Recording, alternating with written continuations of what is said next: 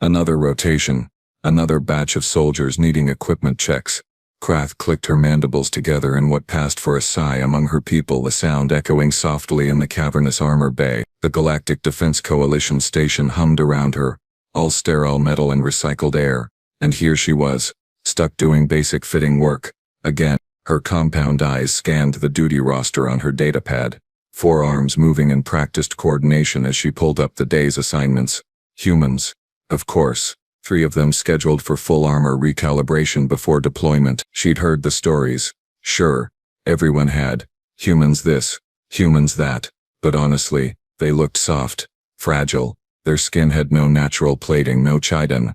Nothing but that ridiculous flexible covering that bruised if you so much as bumped into a doorframe. The bay doors hissed open and Krath glanced up from her workstation. A human male walked in, alone, carrying his helmet under one arm. Tall by their species standards maybe, though still shorter than her 7-foot frame. His hair was dark, cut short in that practical military way most soldiers wore it. Standard issue undershirt, gray, clinging to his frame in a way that showed muscle definition but nothing that impressed her particularly. His identification tag read, Webb, Marcus in Galactic Standard. You Krath? He asked, his voice carrying that flat, unimpressed tone humans seem to specialize in. Tech specialist Krath, yes, she corrected, gesturing with 2 of her arms toward the fitting platform. You are, let me guess, here for armor adjustment, because the human physiology requires constant recalibration, because your species cannot maintain consistent proportions. Marcus raised one eyebrow, that peculiar human expression that could mean anything from amusement to irritation. Yeah, something like that. We're deploying in 6 hours. Got told my chest plate clearance was off by 2 centimeters. 2 centimeters. Krath's mandibles clicked again, this time in genuine annoyance. They'd pulled her from critical plasma rifle maintenance for 2 centimeters. Fine, platform. Remove your shirt. This will take 15 minutes if you cooperate. Longer if you do that thing humans do where you cannot stay still. That thing we do. Marcus stepped onto the platform, pulling his shirt over his head in one smooth motion. Yes, the fidgeting, the constant adjustment of position, the need to make conversation during technical procedures. Krath activated the platform's scanning array, holographic measurements flickering to life around Marcus's torso. Her primary hands pulled the chest plate from its rack while her secondary hands began adjusting the calibration tools. I have fitted 237 soldiers this cycle. Humans are, without exception, the most difficult to work with. Maybe we're just more interesting than the others, Marcus said, that same flat tone with something underneath it. Humor? Maybe. Interesting is not the word I would use, Krath muttered, approaching with the chest plate. The armor was standard coalition issue, composite alloy rated for small arms fire and energy weapon dispersal. Heavy enough that most species needed assistance donning it. Marcus took it from her lower arms without apparent effort, holding it steady while she checked the initial positioning. Close now. She could see the details the scanner had missed. Humans were strange up close. All that exposed skin, pale in this one's case, with thin lines of old scars here and there. Fragile, definitely fragile. How this species had survived long enough to reach the stars, she'd never understand. Lift your arms, she instructed, her upper hands gripping the plate's shoulder joints. Hold them at 90 degrees. Do not move. Marcus complied, silent for once, and Krath began the adjustment process. Micro-calibrations really, nothing complex. Loosen the clasp here, tighten the strap there, check the fit against the collarbone, ensure the weight distribution wouldn't cause pressure injuries during extended wear. Routine. Boring. Just another soft-skinned human who thought he was tough because he'd survived basic training. She reached for the shoulder bracket, her upper right hand brushing against his skin as she adjusted the plate's angle. That's when she saw it. Krath's hand froze mid-adjustment. There, on Marcus's left shoulder, partially hidden beneath where the armor plate would rest, something dark marked his skin. Not a scar, not a birthmark, but something deliberately placed, intricate, detailed. Her compound eyes were focused, pulling the image into sharper clarity. It was art. No, more than that. It was information. Black ink formed shapes and symbols across his deltoid, wrapping slightly around toward his chest. A series of numbers, coordinates maybe. And above them, a stylized image she didn't recognize, angular and aggressive. Below that, words in what she assumed was one of Earth's languages. Sharp letters that seemed to cut across his skin like a challenge. What? she said slowly, her mandibles going still. Is that? Marcus glanced down at his own shoulder as if he'd forgotten it was there. What? The tattoo? That's just my unit marker. Standard stuff. Standard. He'd said standard like it was normal to permanently mark your own flesh. Krath had seen body modification before, piercings and implants and deliberate scarification among warrior cultures, but those served purposes. Identification chips, rank indicators, medical necessity. This was, what? Decoration? She began, then stopped, choosing her words carefully. Her secondary hands continued the armor adjustment on autopilot while her primary hands hovered near the marking. You damaged your skin, deliberately. Pushed foreign pigment into your dermal layer. For what? Aesthetics. Not just aesthetics, Marcus said, and there was something in his voice now, something that made Krath's antennae twitch. Each part means something. The numbers are coordinates. The symbol, that's the Recon Marines insignia. The words, well, that's the unit motto. Krath leaned closer, her analytical mind already cataloging details. The ink had depth to it, layers of shading that created dimension. This hadn't been done quickly or carelessly. This had taken hours, multiple sessions, probably based on the coverage and detail work. And the purpose? She asked, her curiosity overriding her usual dismissiveness. This provides no tactical advantage. It offers no protection. If anything, it makes you more identifiable to enemies. Marcus was quiet for a moment, his arms still raised at the required angle, his expression unreadable. The coordinates are where my first squad died. Raid went wrong on a fringe colony. I was the only one who made it out. The words hit Krath like a plasma discharge. Casual, flat, stated like he was reading a maintenance report. She said, her voice coming out rougher than intended. You marked yourself with the location of your unit's death. Yeah. Marcus's jaw tightened slightly. Seemed important to remember. The motto underneath, no one left behind. That's what we tell ourselves. Doesn't always work out that way, but you keep trying anyway. Krath's forearms went completely still. Around them, the armor bay's ambient noise, the hum of air recyclers, the distant clang of equipment, all of it faded into background static. She'd fitted hundreds of soldiers, thousands probably. Over her 15 cycles in military service, she'd seen combat injuries, prosthetic replacements, radiation scarring from reactor leaks. But this was different. This was a soldier who'd chosen to carry his failures on his skin.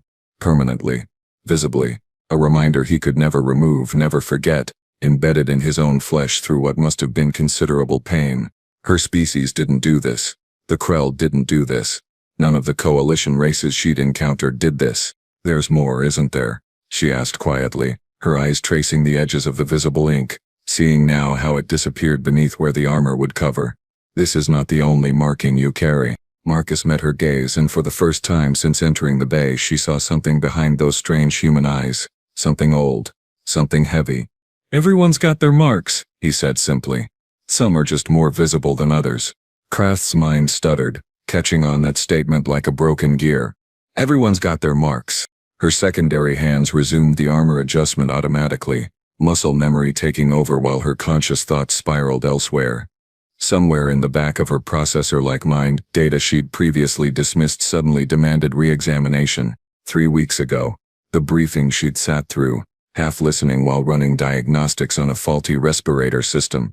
Commander Vrel had been droning on about the human contingent's performance during the Seventh Moon conflict. Numbers, statistics, kill ratios that seemed, what was the human word, inflated, exaggerated. She'd thought it was propaganda.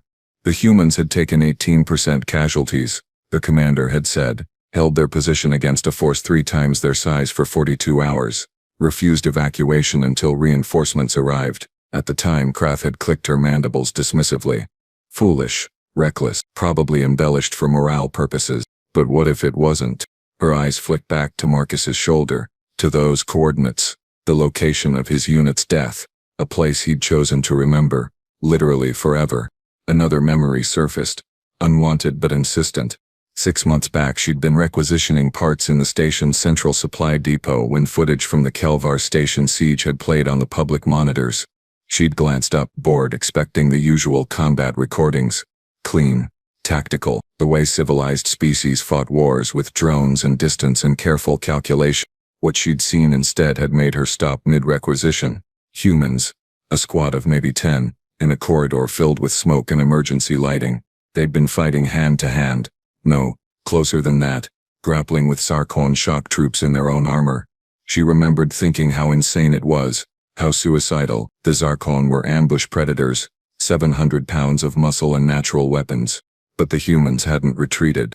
One of them, she remembered now with crystalline clarity, had lost his weapon, had it literally torn from his hands by a Zarkon's superior strength. And instead of falling back, instead of calling for support, he'd thrown himself at the creature, used his bare hands, his teeth, his forehead, anything available, bought enough time for his squadmate to get a clean shot. The human had survived. Barely. She'd seen him carried out on a stretcher, still conscious, still giving orders. At the time she'd thought it was desperation, panic, poor training. Now, staring at Marcus's tattoo, at the deliberate permanence of it, another interpretation forced itself forward. It wasn't desperation. It was something else entirely. Her mandibles clicked rapidly, a sign of processing stress among her people. More memories cascaded forward, each one recontextualizing in real time. The human medic she'd seen treat a Krell soldier during a training accident, working for 6 straight hours without rest, refusing relief until the patient stabilized.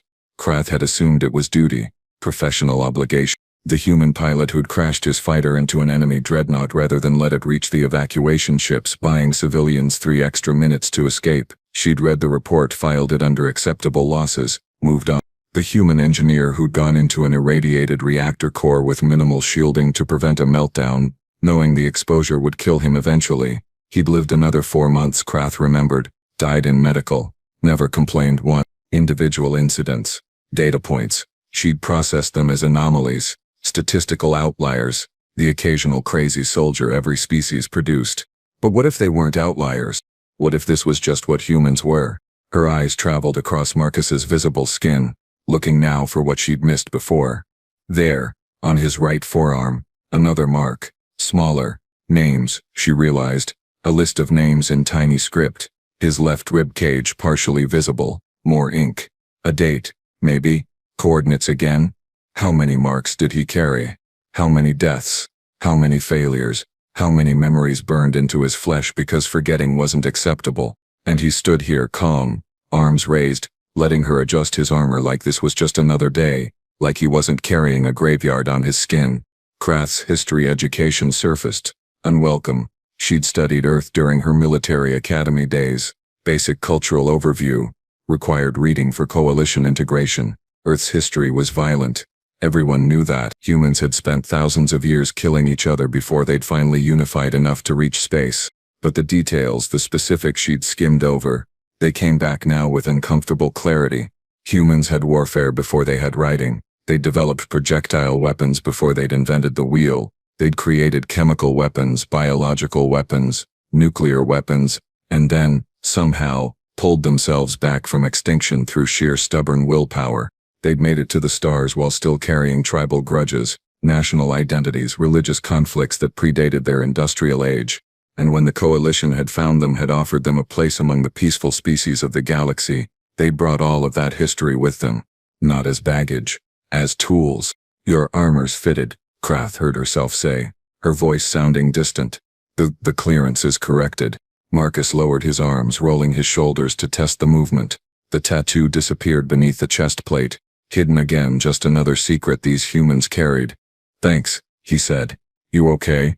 You look, I don't know the Krell expression, but you look off. I am fine, Krath lied. Just recalculating some assumptions. Marcus didn't move from the platform. He stood there, watching her with those unsettling human eyes, and Krath realized she'd been staring at where his tattoo had disappeared beneath the armor for longer than was professionally appropriate.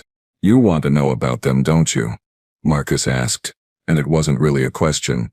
The marks. Most species get curious eventually. Krath's mandibles twitched. Professional distance suggested she should decline, send him on his way, move to the next appointment. But her scientific mind, the part that had made her excel in weapons technology, demanded data. The numbers, she said carefully. You said coordinates, but there are multiple sets visible. How many locations do you carry? Marcus glanced down at his shoulder, then at his forearm. 7. Each one's a place where something changed, where I lost someone, Or where I should have died but didn't. The first set, the ones on my shoulder, that's Talos Prime. The ambush I mentioned, 5 good soldiers gone in under 3 minutes. He said it so matter-of-factly, like he was discussing equipment specifications. And you chose to mark yourself with this memory because, Krath pressed, genuinely trying to understand. Because forgetting would be easier, Marcus said quietly, and easier isn't always better. They trusted me to lead them. I made calls that got them killed. That's not something you get to just move past. You carry it. You learn from it. You make sure it means something. The bay doors hissed open again before Krath could respond. 2 more humans entered. One female with dark skin and hair pulled back tight. The other male stockier with visible scarring along his jawline. Webb, you still getting fitted? The woman called. We're supposed to be at the briefing in 20. Almost done, Lieutenant, Marcus replied, then gestured to Krath. Tech specialist here was asking about the ink. The woman, this lieutenant, walked closer, and Krath noticed immediately that her arms were bare below her sleeve line. More marks, different designs, but the same deliberate permanence. Oh yeah. The lieutenant stepped onto an adjacent platform without being asked, already pulling off her shirt to reveal a sports-style underlayer. Which ones? Started with Talos Prime, Marcus said. The lieutenant's expression shifted, something passing between the 2 humans that Krath couldn't quite read. Shared knowledge. Shared pain, maybe. Rough day, that one, the lieutenant said softly. She turned to Krath, extending one arm. This one here. The compass rose with the broken needle. That's from my first deployment, rescue mission that went sideways. We were supposed to extract diplomats from a hostile zone. Instead, we extracted ourselves, barely, and left 3 families behind because command scrubbed the op. Her voice carried weight, heavy and deliberate, like each word cost something to speak.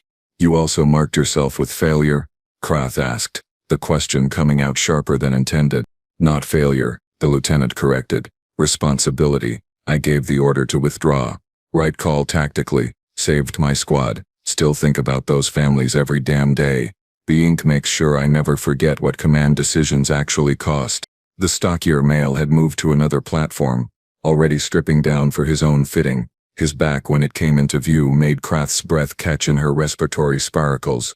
The entire surface was covered, not just marked, covered.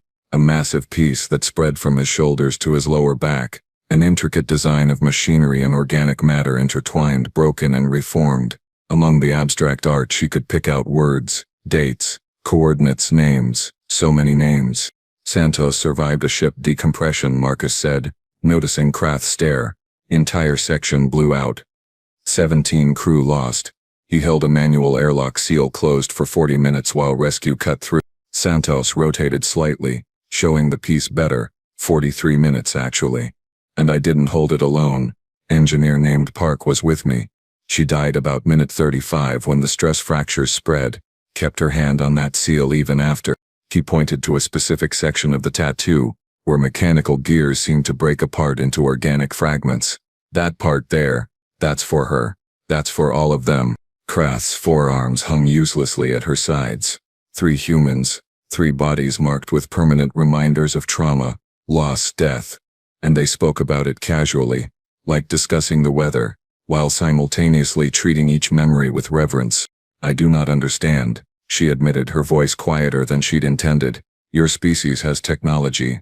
Medical reconstruction, psychological conditioning. You could remove these memories, dull the pain, move forward unburdened. Why do you choose to carry this? The 3 humans exchanged glances, some unspoken communication passing between them. Lieutenant spoke first. Because someone has to remember. Because forgetting dishonors them, Marcus added. Santos turned fully, meeting Krath's compound eyes with his own scarred gaze. Because pain means it mattered, means they mattered. You want to know what makes humans dangerous?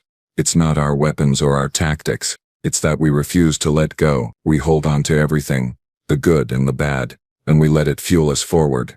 He tapped his chest, right over his heart. Every mark is a promise, a reminder, a reason to be better next time. The station alarm shrieked to life, cutting through the armor bay like a plasma blade. Red emergency lighting flooded the space, rotating in urgent patterns across the walls. Krath's antennae went rigid, her combat training snapping her attention to the overhead speakers. All personnel, combat stations. Hostile vessels detected. Vector 97 Mark III. Unknown configuration, multiple signatures, all combat teams to deployment bays immediately. This is not a drill. The transformation was instantaneous. 1 second. 3 humans standing casually in various states of undress, talking about their scars and their memories. The next, they moved like a single organism. No panic, no hesitation, just fluid efficiency that bordered on unnatural. Marcus grabbed his shirt, didn't bother putting it on, just tossed it aside and started securing his armor's auxiliary systems. Santos was already fully plating up, his hands moving through connection sequences Krath had seen take other species twice as long. The lieutenant had her communications array online before Krath even processed the first alarm cycle. Webb, Santos, full loadout, double ammunition. The lieutenant snapped, her voice cutting clear and sharp. Hostile unknowns mean we prep for anything. Krath, we need plasma rifles, the heavy variant, and whatever anti-armor ordnance you've got ready. Yes, of course, Krath stammered, her forearms suddenly remembering their purpose. She rushed to the weapons locker, keying in her authorization codes with secondary hands while her primary hands were already pulling rifles from their racks. Behind her, more humans poured into the bay. Dozens of them, the entire rapid response unit apparently, and they moved like water finding cracks. No confusion, no collisions, each one flowing to their designated station, gearing up with practiced speed. Krath had seen military efficiency before. The Crow were famously disciplined. The Vaxxer prided themselves on tactical precision. But this was different. This was choreography born from repetition, from necessity, from a species that had apparently been doing this for so long it was written into their genetic code. She carried 3 plasma rifles back to Marcus, Santos, and the lieutenant, her arms full of weapons that suddenly felt absurdly inadequate. Marcus took his rifle, checked the charge in 2 seconds, slapped in a fresh cell, and primed the firing mechanism. His fingers moved across the weapon like he was born holding it. Maybe he was. Maybe all humans were. Station Armory. This is Lieutenant Chen. The lieutenant was speaking into her comm unit, her voice calm despite the continuing alarms. Human rapid response requesting authorization for breaching charges and close quarters loadout. We don't know what we're facing. Want to be ready for boarding action. Boarding action. They were preparing to fight inside the station, Krath realized, or inside enemy ships. Close quarters. The kind of fighting where her people used drones and automated defenses because the casualty rates were catastrophic. Humans apparently just called it Tuesday. Krath, Marcus said, and she snapped her attention to him. He was fully armored now, the chest plate she'd fitted sitting perfectly across his torso, hiding the tattoo beneath. You did good work on this. Fits perfect. Might keep me alive today. Might. The casual acknowledgement of possible death, spoken while checking ammunition counts. It is standard composite rated for energy dispersion and kinetic impact, Krath heard herself say, her voice sounding mechanical even to her own auditory receptors. But it is not. It was not designed for how humans fight. Marcus paused, looked at her directly. How do you think we fight? Like you have already decided the outcome is worth the cost, Krath said quietly. Like you carry your dead with you and let them make you stronger instead of weighing you down. Like you mark yourselves with failure and call it motivation. Around them the bay had become organized chaos. 50 humans, maybe more, all armored, all armed, all moving toward the deployment corridor with that same unsettling efficiency. Santos clapped Marcus on the shoulder as he passed, heading for the exit. Good luck, brother. Stay low, stay breathing. You too, man. See you on the other side. They said it like a promise. Like they'd fought together before. Died together maybe and come back anyway. The lieutenant finished her calm conversation, turned to her unit. Alright. Listen up. Hostiles are still 20 minutes out. We're taking defensive positions on decks 7 through 9 covering the reactor approach. Standard suppression formations, but stay flexible. Unknown enemy means unknown tactics. Watch each other's backs. Call your shots and remember your training. She paused, her eyes scanning across her soldiers. No one fights alone. No one gets left behind. Are we clear? Clear, Lieutenant. The response came back unified. Absolute. Krath watched them file out. These humans with their marked skin and their casual relationship with death. And she understood with crystalline clarity that she had been very, very wrong about what they were. The armor she'd fitted Marcus suddenly felt like tissue paper. Not because it was inadequate to the task, but because she'd finally seen what task humans actually volunteered for. 4 hours later, Krath stood in the same armor bay, but everything had changed. The hostile force had been Krethian raiders 40 ships strong, thinking a remote coalition station would be easy prey. They'd been wrong. Catastrophically wrong. The battle had lasted 90 minutes before the remaining raiders retreated, leaving 18 of their vessels disabled or destroyed. Human casualties, 12 wounded, 3 critical, 0 dead. Krath had monitored the tactical feeds from her station, watched the helmet camera footage that streamed back in fragmented bursts. She'd seen Marcus and his unit hold a choke point against a boarding party 3 times their size, watched them move through corridors filled with plasma fire like they were dancing, each covering the other with precision that seemed impossible. She'd seen Santos drag a wounded Krell soldier to safety while under direct fire, his back that marked back exposed to enemy weapons while he shielded the injured with his own body. She'd seen Lieutenant Chen coordinate 6 different defensive positions simultaneously while personally engaging hostiles in hand-to-hand combat when they'd breached her command post. Now, the bay was quieter. Medical teams had taken the wounded, the dead raiders had been processed, and the humans were returning, one by one, to strip their damaged armor and prepare for the next threat. Marcus walked in, his chest plate scorched black on one side, a plasma shot that had come close enough to superheat the metal. He was limping slightly, favoring his left leg, but he was walking under his own power. He saw Krath and offered that peculiar human expression, the slight upturn of lips, a smile they called it. Armor held up great, he said, starting to remove the damaged sections. Took a direct hit that should have cooked me. Your fitting probably saved my life. Krath moved to help him, her forearms working automatically to release the seals and catches. When the chest plate came free, the tattoo was visible again. Those coordinates, those names, that promise etched in permanent ink. I understand now, she said quietly, setting the armor aside. Why you mark yourselves. Why you carry it all. Marcus looked at her, waiting. Because your species learns survival by remembering every failure, every loss, every moment you should have died but did not. Krath continued, her voice steady despite the emotional processing happening behind it. Other species move past trauma. You collect it, weaponize it, turn it into fuel. Something like that, Marcus agreed. Makes us dangerous, I guess. No, Krath corrected, her mandibles clicking in what might have been respect. It makes you unstoppable. She watched him leave the bay, that marked human with his graveyard skin and his casual relationship with mortality, and she understood finally what Earth had brought to the Coalition. Not just soldiers, not just warriors, but a species that had spent 10,000 years learning how to turn pain into purpose, loss into motivation, death into meaning. The tattoos were not decorations. They were warnings. They were promises written in flesh and ink that said, we remember, we carry, we endure. And that Krath realized as she turned back to her workstation, preparing for the next soldier who would need fitting, the next marked human who would walk calmly toward death because someone had to. That was the most terrifying and beautiful thing she had ever witnessed. The station hummed around her, safe for now, protected by soldiers who wore their failures like armor and their grief like weapons. Krath clicked her mandibles softly and pulled up the next duty roster. More humans tomorrow. Always more humans. She found herself looking forward to it,